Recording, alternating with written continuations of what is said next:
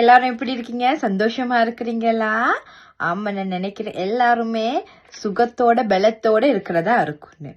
Okay, இந்த வாரம் கூட அக்கா உங்களுக்கு ஒரு புதிய கதையோட வந்திருக்கேன். ஆனா புதிய கதைன்னு சொல்லலாம், எல்லாருக்கும் தெரிஞ்ச ஒரு கதை தானே. நாங்க சண்டே ஸ்கூல்ல இந்த கதைய கேட்டிருப்போம் அடிக்கடி. அது போல ஒரு கவலையான கதையும் கூட தான். முதல்ல இந்த கதையை பார்த்துட்டு வருவோமா? வாங்க போலாம்.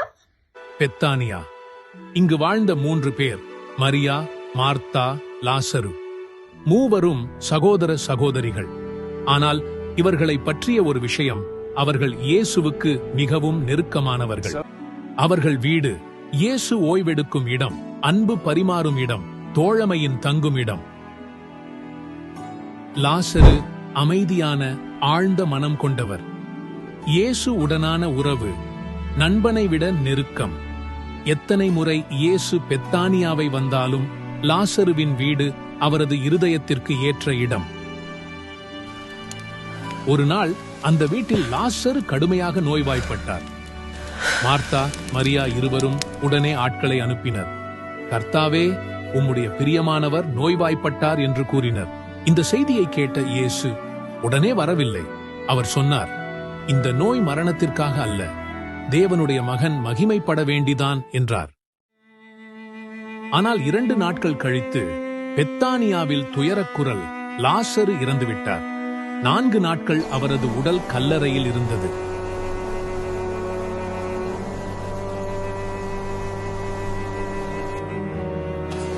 இயேசு வந்தபோது மார்த்தா விரைந்து வந்து சொன்னாள், கர்த்தாவே, நீர் இங்கே இருந்திருந்தால் என் சகோதரன் இறந்திருக்க மாட்டார் என்றார்.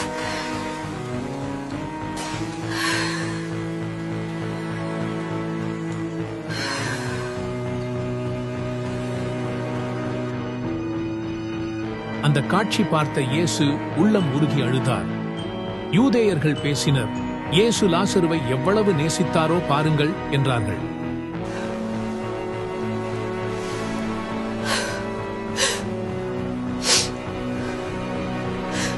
இயேசு கல்லறை முன் நின்று, கல்லை எடுத்து விடுங்கள் என்றார். மார்த்தா சொன்னாள், கர்த்தாவே, 4வது நாள் உடல் துர்நாற்றம் வரும். ஆனால் அவர் பதிலளித்தார், நீ நம்பினால் தேவனுடைய மகிமையை காண்பாய் என்றார். அவர்கள் கல்லை உருட்டினர். பிறகு மிகுந்த சத்தத்தில், லாசரே, வெளியே வா என்று அழைத்தார். கல்லறை வாசலில் துணிகள் சுற்றியவாறு உயிருடன் லாசரு வெளிவந்தார். இயேசுவின் வார்த்தை உயிரை தந்தது. அந்த நாள் பெத்தானியாவில் மரணம் தோற்றது, வாழ்க்கை வென்றது. என்ன குட்டீஸ், இந்த கதையை பார்த்தீங்களா? இந்த கதை இயேசுவின் நண்பர், அதாவது லாசரு, அவருக்கு நெருக்கப்பட்ட ஒரு நண்பர் ஒன்று, சரியா? நெருக்கமான ஒரு நண்பர். இந்த கதை யோவான் 11ஆம் அதிகாரம் 1ஆம் வசனத்திலிருந்து நீங்க பார்க்கலாம். 45 வசனத்துக்குள்ள இருக்குது, சரியா? யோவான் 11ஆம் அதிகாரம் 45 வசனத்துக்குள்ள நீங்க பார்க்கலாம். பாருங்க, இந்த கதை கொஞ்சம் சென்டிமெண்டா, கொஞ்சம் கவலையா இருக்கு தானே ஸ்டார்டிங். அப்படி ஆமா குட்டீஸ், இயேசுவோட ரொம்ப நெருக்கப்பட்டவங்க தான் இந்த மரியா, மார்த்தாள், அடுத்தது லாசரு. பாருங்க, ஏசப்பா இவர் இந்த லாசர் இறந்த உடனே அவருக்கு அவரு ரொம்ப டென்ஷன் ஆகல தானே? இல்ல, ஓகே, பொறுமையா இருப்போம், கடவுள் டைம் தருவாரு, எங்களுக்கு அந்த நேரம் வரும்போது அவரு சரியான காரியத்தை செய்வான்னு சொல்லி வெயிட் பண்ணிட்டு அவர் போறாரு. 2 நாள் கழிச்சு போறாரு. அதாவது 4வது நாள் போறாரு. இறந்து கேள்விப்பட்டோடனே 4வது நாள் போறாரு.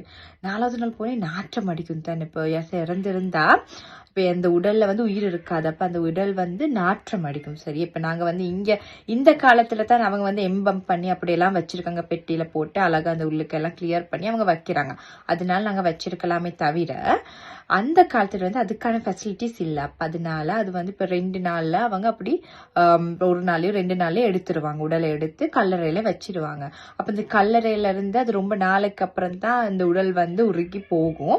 அப்ப அதுக்குள்ள இப்ப நாங்க ஒரு 4 நாள்ல பார்த்து எங்களுக்கு அது நாற்றம் தான் அடிக்கும், சரியா? இப்ப நாங்க நார்மலா இறைச்சி நாங்க எடுத்து வெளியே வச்சிருந்தா அது நாற்றம் அடிக்கும், புழு வந்துடும். அந்த மாதிரி தான் எங்களோட உடலும் எங்களோட தோல் அதெல்லாமே உருகி போயிடும், சரியா குட்டீஸ்?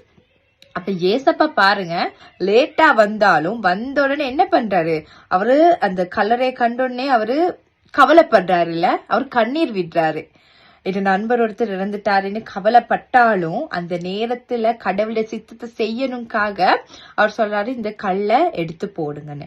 கல்லை எடுத்து போட்ட உடனே இவங்க எல்லாம் அப்ப எடுத்து போடனேமே அவங்களோட மார்த்தா மாதிரியே சொல்றாங்க, அப்படி எடுத்து அது நாத்தம் அடிக்குமே, 4 நாள் ஆகிட்டே லாசர் இறந்த அப்படின்னு. அப்ப ஏசப்பா சொல்றாரு, நீங்க நம்பிக்கை வைங்க அப்படின்னு சொன்ன உடனே அவங்க கல்லை எடுத்து போடுறாங்க. லாசருவே எழுந்து வா அப்படி சொன்னோன்னே லாசரும் அப்படியே வாராரு பாருங்க. மம்மிஸ் நாங்க கார்ட்டூன்ஸ் அப்படி பாத்துட்டு வந்து துணியில இப்படி வெள்ளை துணியில சுத்தி வச்சிருப்பாங்க சரியா அந்த உடலை. அப்ப அப்படி அவரு அப்படி கொஞ்சம் கொஞ்சமா கலண்டு கொண்டு அப்படி அந்த உடல் அப்படியே நடந்து வாராரு, உயிரோட எழும்பி வாராரு. அது ஒரு பெரிய ஒரு அற்புதம். இப்ப சுகப்படுத்தி இருக்கலாம், இயேசு முதல்ல வந்து சுகப்படுத்தி இருக்கலாம். ஆனா கடவுளோட சித்தம் இதுதான் இருந்தா அதன்படித்தான் நடக்கும் பாருங்க.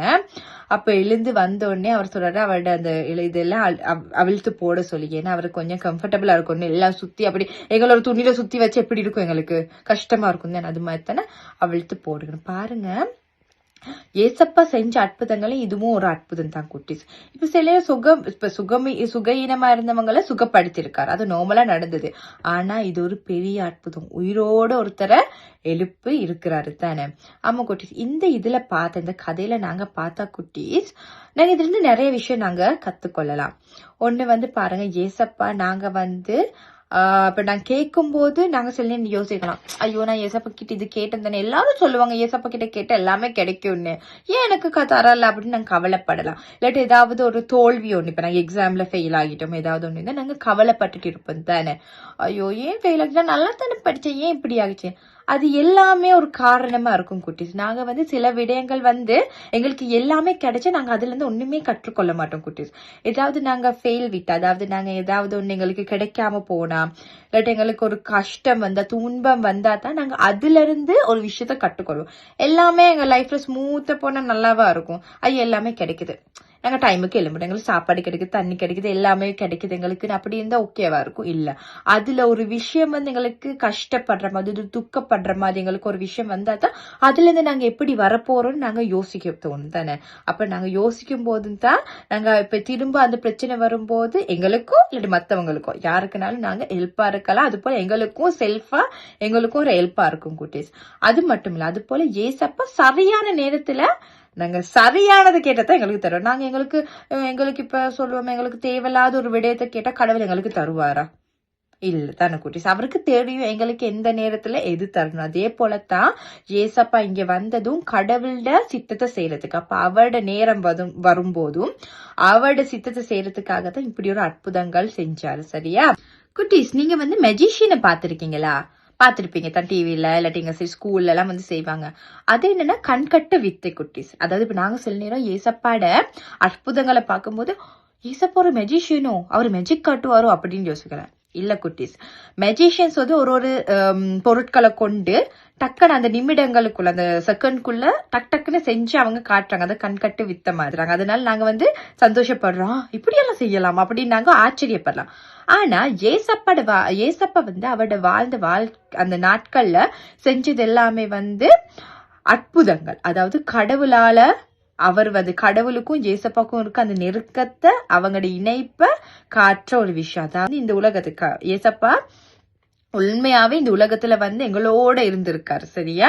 அவர் எங்களோட கண் முன்னாடி நிறைய காரியங்கள் செஞ்சிருக்காரு கடவுளை மகிமைப்படுத்துறதுக்காக.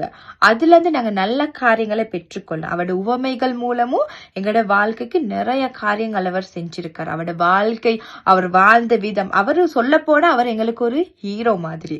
அவரை பார்த்து நாங்க நடந்து கொள்ளும். ஏன்னா நாங்க ஏசப்பாட பிள்ளைங்க தானே, அவரை போல நாங்க நடந்து கொள்ளணுமே தவிர நாங்க அதை வச்சுட்டு ஏசப்பா ஒரு மெஜிஷியனா இருக்குமோ, மெஜிக்கெல்லாம் காட்டும், அப்படி இல்லை குட்டீஸ். அவரு அற்புதங்கள், கடவுளை மகிமைப்படுத்துறதுக்காக அற்புதங்களை செஞ்சு எங்களுக்கு வந்து நிறைய காரியங்களை கற்றுக் கொடுத்துட்டு போயிட்டு இருக்காரு. அப்ப நாங்க அந்த காரியங்கள் கற்றுக்கொண்டோம், ஓகே அது மாதிரி இருக்கலாம், அவ்வளவுதான். அப்படி இல்லை குட்டீஸ், நாங்க அதை கற்றுக்கொண்டு நாங்க மற்றவர்களுக்கும் சொல்லி கொடுக்கணும் சரியா குட்டீஸ். அது போல இந்த பாடத்துல இன்னொரு விடயம் குட்டீஸ், நாங்க எப்பயுமே பொறுமையா இருக்கணும்.